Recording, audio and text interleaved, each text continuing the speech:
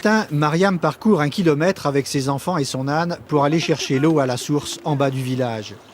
L'eau est rare et mal distribuée dans cette région de Hébron, un problème quotidien pour les familles palestiniennes. On n'a pas d'autre moyen d'avoir de l'eau. Ils ont mis des tuyaux dans le village, mais il n'y a pas d'eau qui coule dedans. Les enfants doivent porter ça tous les jours. Près de 300 villages palestiniens sur 600 ne sont pas reliés au système de distribution des eaux et les familles font comme Mariam pour s'approvisionner. L'eau, on la rencontre pourtant de façon surprenante parfois, comme dans ce bassin où l'on stocke une eau d'écoulement polluée, pas potable, ce qui ne dérange guère les enfants palestiniens. Il ne tombe ici que 300 mm d'eau par an et ça n'est pas suffisant pour remplir les puits collectifs. Alors tout le monde ici doit acheter l'eau très chère.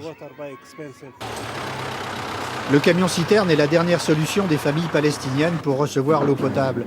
Mais il en coûte 20 € pour 4 mètres cubes qui seront consommés en une semaine. Même pour les repas de fête, on fait venir le camion-citerne. En 5 ans, le prix de l'eau a augmenté de 80%.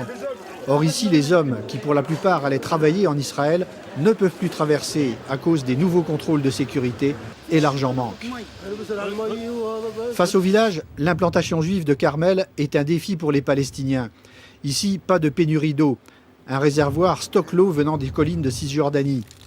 Depuis la guerre de 67, l'eau des territoires occupés par Israël est nationalisée et ce genre d'implantation est alimenté de façon prioritaire, au grand désespoir de l'ingénieur palestinien qui doit organiser la répartition des eaux dans la région.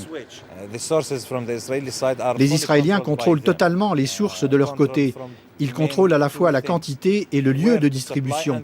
Or, la quantité, c'est le problème principal. On estime que 600 000 Palestiniens n'ont pas accès à l'eau potable. Or, la population des territoires occupés ne cesse de se développer et l'accès à l'eau pour tous reste encore une perspective lointaine. Ces images qui nous viennent du Tchad maintenant, à 4 jours du début du procès des 6 Français de l'Arche de Zoé par la cour criminelle de N'Djamena. Ils ont assisté ce matin à